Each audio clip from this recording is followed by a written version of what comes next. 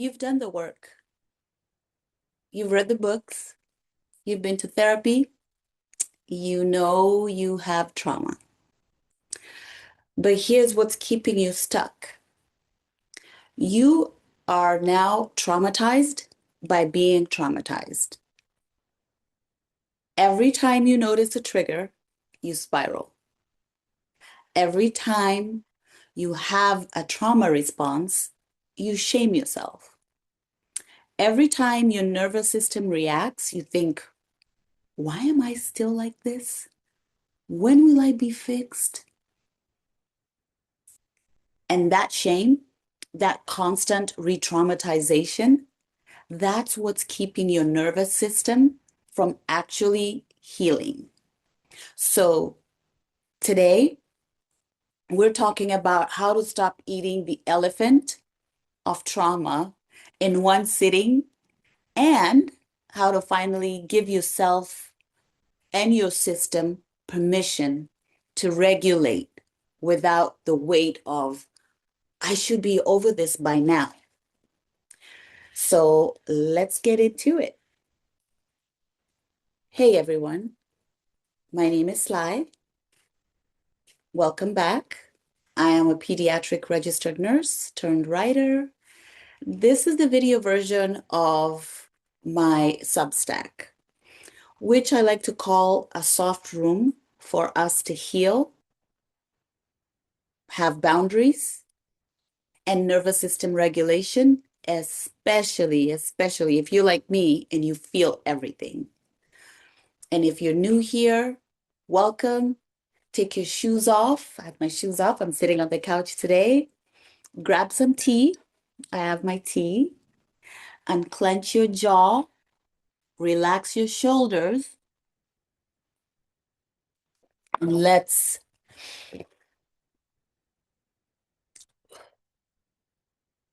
exhale together. Okay. So we've done the breathing.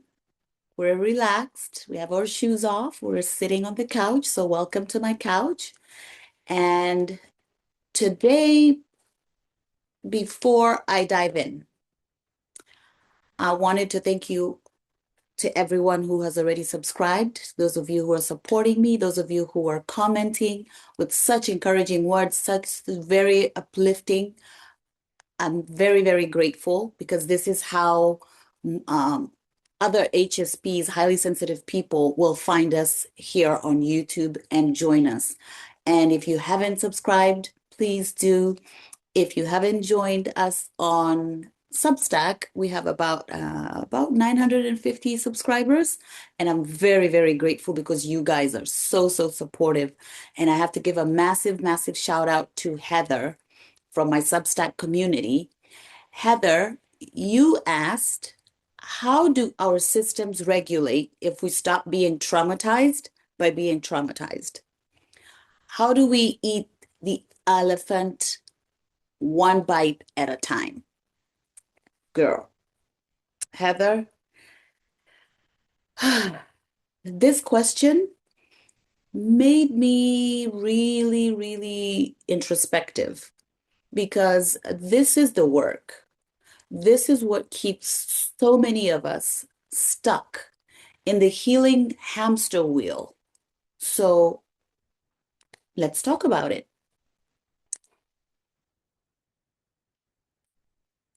Hope you're enjoying your tea, as I am. We're going to start with lesson number one. Lesson number one is stop making trauma your identity. And when I say you, I'm speaking to myself too. I'm included in this conversation, right? So, okay. So the first shift, and this is going to feel counterintuitive because you have to stop making your trauma your full-time job. Now, before you come for me in the comments, let me explain what I mean. Okay? When you first discover that you have trauma, let's say your childhood trauma or any trauma that you've ever had, especially complex trauma, It's like everything suddenly makes a whole lot of sense. All those patterns, all that shame, it all clicks into place. And for a while, that awareness is healing, it's validating, and it's also, how should I say, it's a relief. Like you feel such a relief for your nervous system, and your body just feels a relief. But something sneaky happens. You start organizing your entire life around your trauma. Every conversation becomes about your healing journey. And that's me included, because I've been on this healing journey for the last 6 years now. Yes, this 6 years. And that's all I talk about. But some of my friends are probably listening to this, they're like, yes, Lai, you always talk about your healing journey. But I am proud. I am proud of my healing journey. But we just cannot make it part of the conversation every day. So every emotion gets analyzed. You start thinking, is this trauma response? Am I triggered right now? Did my inner child just get activated? Right?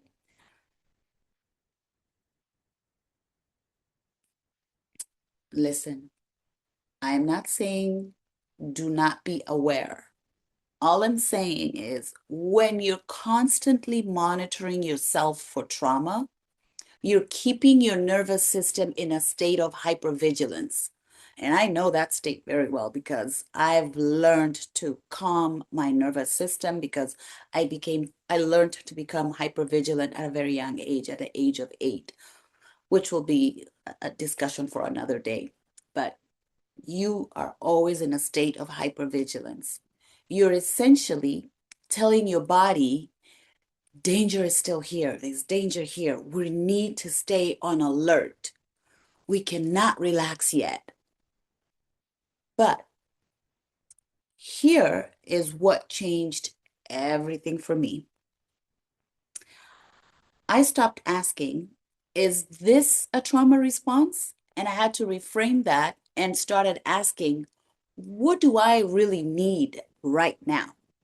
Not, why am I like this? But what would feel good to my nervous system is me asking myself, what feels good now? Right? Like what feels good right now in this moment? Because here's the truth. Your nervous system doesn't heal by constantly re-examining the wound. It heals by having new experiences of safety. And I want to give you a very simple takeaway, which is one practice you can do today after you're done with this, watching this video. I want you to pick 1 hour where you don't mention, think about, or analyze your trauma. Just be. Just be. Be still. Just exist. Let your nervous system remember what it feels like not to be on high alert all the time. All the time, you cannot be on high alert. So new experiences will help your nervous system. And once you stop making trauma your identity, here's what needs to happen next. We go to lesson number 2. You have to give yourself permission to heal slowly. Patience is key here. Very, very important that you give yourself permission to heal slowly. Give yourself grace and be kind to yourself, right? So I'm going to go a little bit more in depth with our lesson number 2. You have to eat the elephant one bite at a time. And some days you don't have to eat it at all. Nothing. You're like, I'm not eating the elephant today. Heather mentioned this metaphor in her question, and it's perfect for this conversation because here's how I approached my healing before and how most of us approach our healing. We think that we have to tackle all of it right now, today.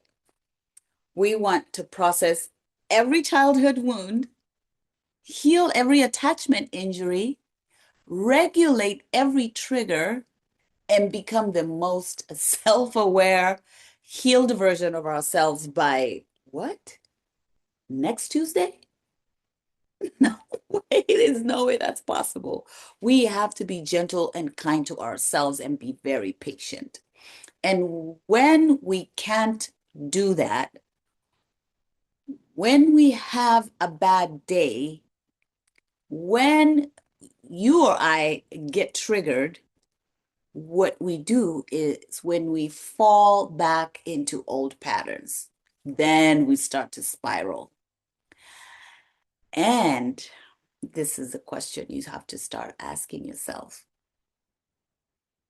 Or no, actually not even asking yourself. It's like you just start saying to yourself, you're like, well, I'm failing at healing. That's what, when you fall back into that old pattern, you start saying, you're so judgmental. You're like, I'm failing at healing. I am broken. I'll never get better. Nope. We don't even treat our friends the way we treat ourselves. I had to learn the hard way, and it's a practice that I have to do every day because of that shame. That's the re-traumatization. That's what keeps you stuck. Real talk right now. Here's what nobody tells you about nervous system healing. It is not linear. It is not fast. Some days you'll take a big bite of the elephant, you'll process something, then you'll have a breakthrough, right? Other days you're like, oh, you'll need to put the elephant in the freezer. You're like, oh no, just go back in the freezer and just exist. What I recommend is you'll need to watch a show, take a nap, stare at the ceiling if you have to, and remember that that is not failure. That's your nervous system asking for a break. And we have to give our nervous system a break in order for us to be able to heal. Because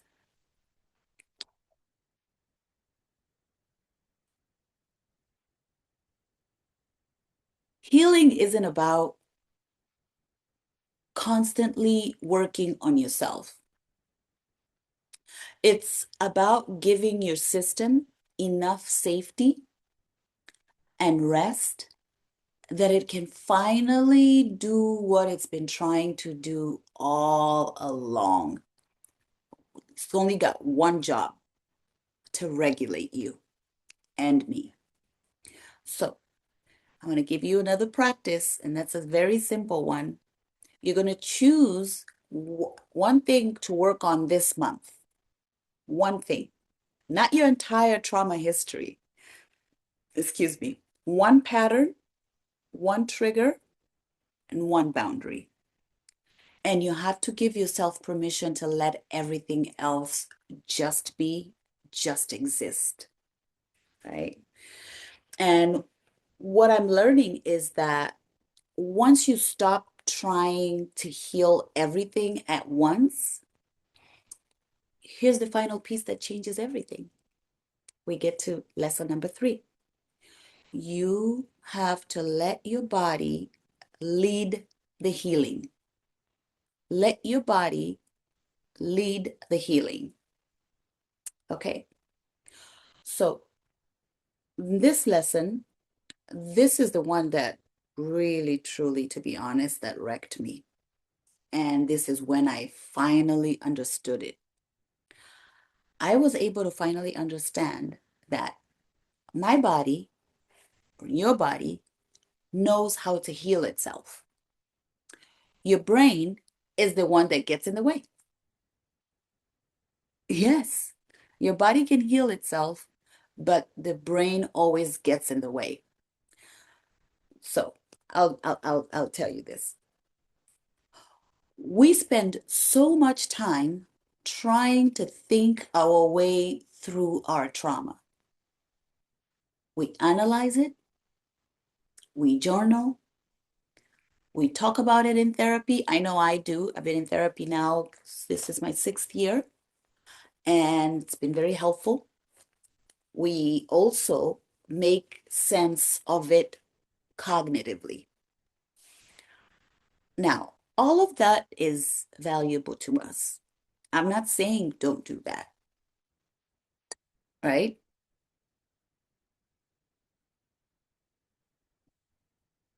Here's what I learned as a registered nurse.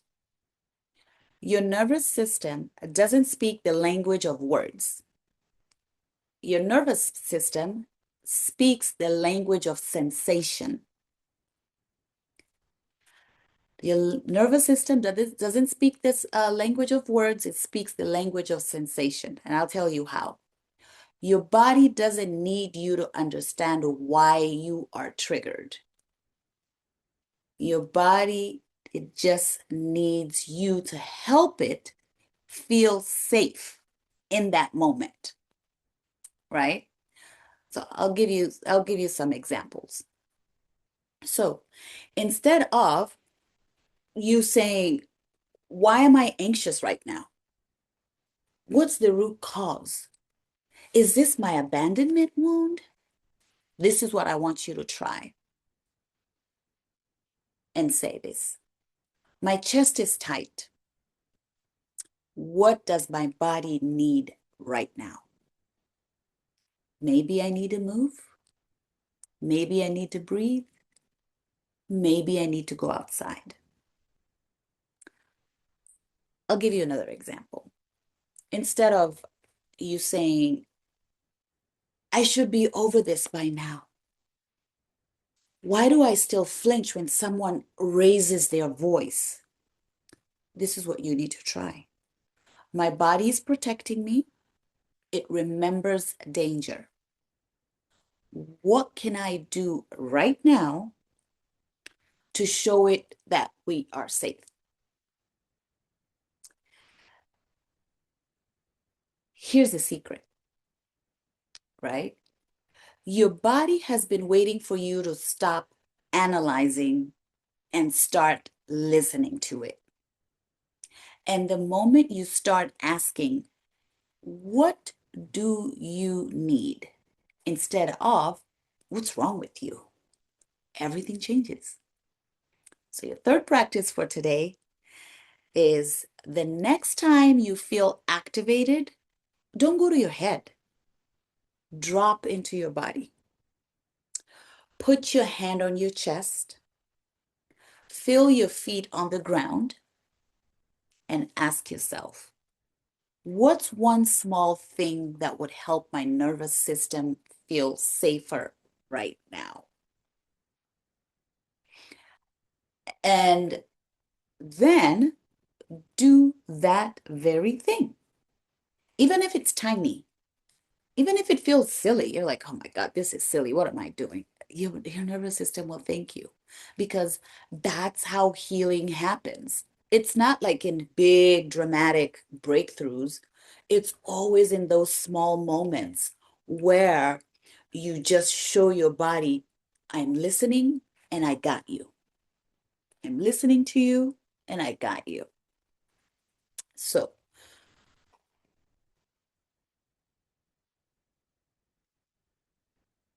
here's what I want you to take away with you today, right? It's more like a mirror, right? You are going to take this away with you.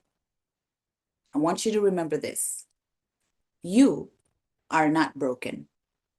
You are not broken for still feeling triggered or getting triggered or being triggered. You're not failing for not being healed yet. Please remember you're not behind. Do not compare yourself with somebody else. Like, oh, this person has been on their journey for X years and Y years. And why me? I am behind. Nope, you're not behind. Healing is not about being perfect. It's about being present. You have to be present with yourself, with your body, and with your nervous system. Now, if you haven't watched the other videos in the series, especially the one I talk about, you're not too sensitive, you're just overgiving, and ending the post video shame spiral. Yeah, that's me. I had to share that because I spiral. I want you to go back and watch them. They're all connected and it'll help you see the bigger picture. And if you want to keep going deeper, I write about this stuff on my Substack account. I'll put the link in the description. And I want you now, before you go, to drop me an elephant emoji in the comments if you're giving yourself permission to eat the elephant one bite at a time. Or if some days you're just putting it in the freezer and taking a nap, both are valid. And if this hit home, subscribe. We're building this highly sensitive person. And even if you're not in the deep feelers sanctuary here, where your healing doesn't have to be perfect. It just needs to be real. Now, as I said, I'll leave the Substack link in the bottom in the description, and make sure you subscribe so that you don't miss any of the new episodes that drop every day. I want you to be, please, please, please be gentle with yourself. You are doing better than you think. And take good care. Thank you for watching. Thank you for being here. And I will see you tomorrow. Thank you.